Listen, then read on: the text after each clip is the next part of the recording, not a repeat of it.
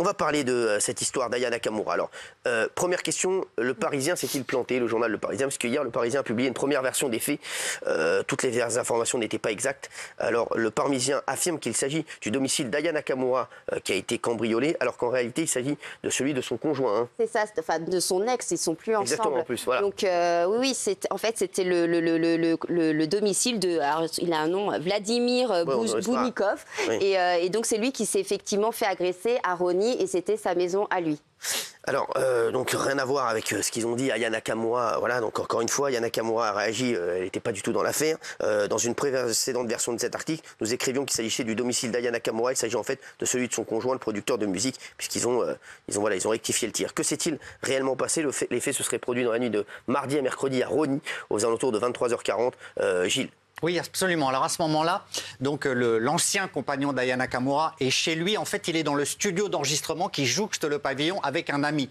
Et pour une raison encore inconnue, mais on en est sûr, cet ami s'en va et il dit je dois aller réparer ma voiture, j'ai un problème avec ma voiture. Donc il sort, les lumières s'éteignent. L'ancien compagnon d'Aya Nakamura, Vladimir, ne comprend pas ce qui se passe et il voit 4 hommes, visage dissimulé, qui arrivent et qui lui disent immédiatement, ils savent qui c'est, donne l'argent. Donc lui, il dit, mais l'argent, j'en ai pas. Et à ce moment-là, il prend 2 coups de crosse, tout de suite.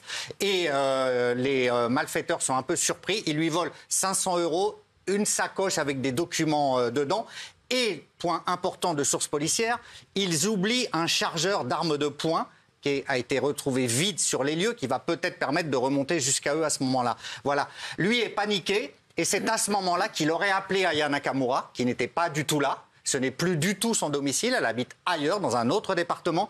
Et elle-même, voyant sa détresse, puisqu'il a été hospitalisé après, aurait appelé le commissariat de Rosny-sous-Bois. Voilà. Alors, ce soir-là, donc, les cambrioleurs auraient foncé sur le conjoint de la chanteuse. Oui. Lui aurait asséné 2 coups de crosse sur le front avant de lui arracher son téléphone et de le briser. Comment il va aujourd'hui? Il a été à l'hôpital. Il a posté une vidéo sur son compte Insta. Oui, il est quand même traumatisé. Hein. On voit son visage tuméfié. L'agression a été très violente. On ne sait pas exactement s'ils cherchaient plus d'argent. Ils étaient renseignés, ils savaient que c'était lui. Et on pense qu'ils estimaient qu'il y avait sans doute une énorme somme d'argent. Ce qui n'est pas le cas, ou en tout cas, ils n'ont pas eu le temps de la prendre. Voilà, ils sont partis assez vite. La chanteuse a réagi de son côté. Hein. Oui, la chanteuse a réagi. Alors apparemment, elle n'était pas du tout sur place. Elle était à l'étranger, mais elle a réagi vivement parce que elle a vu tout de suite que c'était ce qu'elle a appelé un putaclic. Exactement. Alors, elle a réagi à une première publication. La première version de l'article, elle déclare « C'est vraiment des putaclics. Je ne vis pas sur Rony, moi. Ça devient une obsession chez vous, là, encore une fois. Les journalistes, excusez-moi, Jacques Cardoz et Valérie Benaïm, les chéris, mais excusez-moi, mais c'est catastrophique. Elle a raison, Aya Nakamura, c'est catastrophique. Excusez-moi, ils font que des conneries. C'est insupportable. C'est une info, une connerie. C'est fou quand même. Aya Nakamura, elle a dû avoir plein d'appels de gens qui lui disent alors qu'est-ce qui s'est passé, qu'est-ce qui s'est passé. Aya Nakamura, elle n'est pas du tout dans l'histoire. Pas du tout, et il faut être là, je vais être très clair. Si vous titrez l'ex-compagnon d'Aya Nakamura a été cambriolé dans le domicile qui n'est plus sien, tout le monde s'en fout. C'est pas lu. C'est ça qui est grave. Voilà, c'est très grave. Non, mais c'est grave. Là, il y a une erreur journalistique manifeste. Voilà. Volontaire ou pas, je ne sais pas, mais il y a une erreur journalistique. C'est fou, excuse-moi, Gilles. Ah, mais c'est vrai. Surtout qu'il y a une grosse histoire entre eux. Ils ont été tous les deux condamnés pour violence conjugale réciproque sur conjoint. Donc c'est depuis ce moment-là qu'ils sont plus ensemble. Et ça avait aussi fait la une des journaux. Donc c'est pas quelque chose qu'on peut oublier comme ça. Est-ce qu'il voulait s'en prendre à Aya Nakamura ou à son ex-conjoint? Il pensait qu'il y avait des objets ou des valeurs ou de l'argent du couple ou de l'ancien couple qui étaient là. Voilà. Ils étaient, comme dans certains homejacking qu'on a vus, persuadés d'avoir un gros butin. Ils avaient été renseignés. Voilà. Mais c'était un coup par surprise immédiat. Par exemple, il y avait un studio d'enregistrement. Ils n'ont pas essayé de prendre du matériel. Ils cherchaient de l'argent. Tout de suite, on veut l'argent. Voilà, ils pensaient qu'il y avait une grosse somme d'argent. Elle a déjà été, Aya Nakamura, qui n'a rien à voir là dans cette histoire, elle a été cambriolée 2 fois. Hein. Une fois en 2019 et une fois en 2021. Oui, elle a déjà été cambriolée. Elle a été sur la scène de l'Olympia, et le montant du butin c'était 50 000 €. Et en 2021, elle a été cambriolée une seconde fois à son domicile alors qu'elle était en vacances. Le préjudice s'élevait aussi à plus de 50 000 € de bijoux et de sacs à main de luxe. Hein. Repérée à ce moment-là, c'est-à-dire Ils savent qu'elle est sur la scène, donc elle n'est pas chez elle, là c'est pour faire un cambriolage. Et ensuite, elle est en vacances, comme elle est très connue. Soit elle poste, soit des gens postent et on voit qu'elle n'est pas là. Et donc, ils vont au domicile pour s'introduire. Là, on est dans le cambriolage plus que dans le homejacking qui s'est passé cette fois-là. Alors, Nikos, Vita, Cyril Lignac, ces dernières semaines, les cambriolages au domicile des célébrités françaises sont de plus en plus fréquentes. Pourquoi les stars sont-elles autant cambriolées? Parce que... Il y a un listing qui circule. Ah voilà. oui. Il y a un listing qui circule. Alors, on a pensé qu'il y avait un commanditaire qui a été mis en cause dans le cambriolage chez M. Guillon, dans le cambriolage... Kabel Z. Voilà, dans plusieurs cambriolages. Mais il a été relaxé pour l'affaire de Cyril Gann. On avait retrouvé du bornage téléphonique. Ses avocats ont réussi à prouver qu'il n'y avait pas de lien matériel le reliant à cette affaire. Donc, y a-t-il... Cet homme, il a 27 ans, il est connu... Est-ce qu'il y a un seul commanditaire? On ne sait pas. Mais il y a un listing qui circule. À un moment, on a pensé que c'était les livreurs et les artisans qui fournissaient ça. Mais vu l'ampleur, il y a autre chose. Je ne peux pas vous dire quoi. Les policiers recherchent. Quelle est la source? D'où vient le listing? Mais il y a un listing des célébrités qui circulent autour de Paris. Ça fait peur, hein? Ouais, Yanis, est-ce que vous êtes au courant, voilà, de est-ce que les stars, pourquoi elles sont autant cambriolées? Parce qu'en France, on a l'impression que c'est nouveau, c'est la mode en ce moment.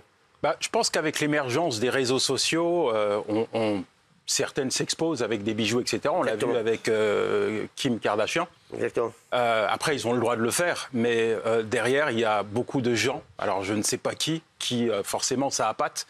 Et ce qui me surprend quand même, parce qu'on n'est vraiment pas dans la même époque que la mienne, c'est une telle violence pour de l'argent. Ouais. Une vie n'a pas de prix. Et ces gens qui ont fait de tels actes n'ont pas conscience que s'ils se font attraper, et ils se feront attraper, ils risquent gros, quoi. Alors, vous, il paraît qu'à l'époque, est-ce que vous avez déjà séquestré des gens pendant des cambriolages? Pas du tout. Certains individus. Ah oui. C'était pas des stars. C'est pas une excuse. Bien sûr, bah non, justement. Ouais. Vendant de la drogue, à un moment donné, j'en avais assez de vendre de la drogue. Je me suis dit, pourquoi tu ne séquestres pas, cambrioles pas les dealers? Il y avait un avantage, c'est qu'ils ne portaient pas plainte. Ah oui, d'accord. J'ai jamais vu un dealer aller au commissariat, porter plainte parce qu'on lui a volé sa drogue. Ah non, c'est pas con. Mais il y a des inconvénients derrière, puisque moi, ça m'est arrivé plusieurs fois, et puis une fois trop, je me suis fait poignarder 3 fois. J'ai failli y laisser ma peau, oui. C'était quoi? Racontez-nous. C'était quoi vous... C'est un dealer qu'on a séquestré, qu'on avait mal ligoté, et puis là, c'était pas chez lui, c'était dans un autre endroit. Et il a ouvert son canifle pour se sauver. Il m'a poignardé à 3 reprises dans le dos. Et j'ai failli mourir. On n'en sort jamais indemne de ces choses. Ouais. Et ce qui est triste, c'est de voir qu'aujourd'hui, il y a une surenchère de la violence. La vie, pour beaucoup, n'a plus de valeur, on dirait. Ouais. Je me demande si parfois on pense qu'on a cette vie, on n'a qu'une vie. Une fois qu'on meurt, on ne revient pas. Arrêtez la clim. Moi aussi, j'ai qu'une vie, là, vous allez me faire crever. Arrêtez-moi ça. Dites-moi, comment les cambrioleurs ciblent les célébrités? Vous dites qu'ils ont un listing? Oui, un listing qui circule. Alors, est-ce que c'est quelqu'un qui s'est procuré des tas d'adresses? Est-ce qu'il y a plusieurs commanditaires? En tout cas, il y a au moins un commanditaire très équipé, avec du bornage téléphonique, des routeurs, énormément de matériel. Et à chaque fois, il va chercher, en recrutant des jeunes, des très jeunes, notamment des mineurs, pour leur ordonner, leur proposer des opérations. Disent-ils très bien rémunérés et très rapides et extrêmement violentes. Voilà. Donc ces commanditaires recrutent des équipes. Il y a plusieurs équipes, 5 à 10 équipes prêtes à être recrutées par un ou plusieurs commanditaires en ce moment. Voilà. Repérage, séquestration, discrétion après les faits. Y a-t-il des méthodes type utilisées? Mais c'est presque, le terme n'est pas bien, mais j'en ai pas un autre, c'est presque scientifique. C'est-à-dire qu'ils repèrent bien avant, ils savent qui est là, qui n'est pas là. Tout est préparé, le matériel est là, dans une voiture, à côté, une voiture volée, fournie, du matériel pour après, éventuellement, faire que les gens ne puissent pas parler, des rouleaux comme ça, il y a adhésifs, pour des bracelets pour faire mal aux gens, des armes de poing, ça fait très peur. C'est très très bien organisé, ça, les enquêteurs en sont persuadés. Grosse organisation. Ce qui est nouveau, c'est que des cambriolages de célébrités, il y en a toujours eu, évidemment. Mais là, maintenant, ils n'hésitent plus à se rendre chez eux alors qu'ils sont présents. Et c'est là où c'est vraiment différent de faire peut-être votre époque ou même d'il y a 5-6 ans. Donc, et puis, effectivement, il y a vraiment des très, très jeunes qui peuvent avoir 15-16 ans qui font partie de ces cambriolages. Alors, Dernière question, Yanis, est-ce que vous avez déjà commis des erreurs qui ont failli courir à votre perte ou des... Et moi, je pense qu'à partir du moment où on fait du mal à son prochain, on fait une erreur. Ouais. Et j'en ai commis beaucoup des erreurs. Mais c'est ce que je dis quand je vais en prison, c'est pas parce qu'on a fait une erreur qu'on a une erreur. L'erreur, c'est de rester dans l'erreur. Et heureusement qu'un jour, j'ai découvert que c'était possible de changer et pas de rester continuellement. C'est une rencontre qui a fait que vous avez changé? Ma femme, ça a été la bouche de Dieu. Ça a été l'élément déclencheur qui m'a laissé, en tout cas, percevoir un semblant de vie. Comment ça s'est passé? Quand elle vient me voir en prison, qu'elle me dit qu'elle m'aime, quand elle tient mes enfants dans les bras et que j'ai rien à lui donner, que j'encours une peine de 20 ans, quand elle me dit que Dieu est capable de me changer, de me donner une seconde chance, moi, on m'a jamais dit ça. J'ai jamais reçu... Vous avez connu où, votre femme? Je l'ai connue, on dirait un inspecteur. Oui. C'est inspecteur Hanouna. Je l'ai connue à Paris. Ah d'accord, mais d'accord. Non, mais je ne pas où. Dans quelles circonstances? C'est une amie qui nous a présenté. C'était avant l'incarcération ou pas? Oui. D'accord. Et elle vous a pas lâché? Moi, je me suis fait passer pour un chef d'entreprise. Ah ouais, d'accord. Non, mais ça, racontez-nous, c'est drôle ça. Au départ. Voiture, restaurant, etc. J'en ai mis plein la vue. D'accord. Jusqu'à ce qu'elle découvre le poteau rose. Comment elle a découvert? Non, elle a découvert déjà que j'étais un drogué. Première chose, j'ai pas pu lui cacher mes addictions. Et puis après, elle l'a découvert parce que chez elle, c'était ma base arrière. Après mes braquages, les policiers sont venus et puis ils m'attendaient chez elle et elle a découvert. Vous aviez déjà des enfants ou pas?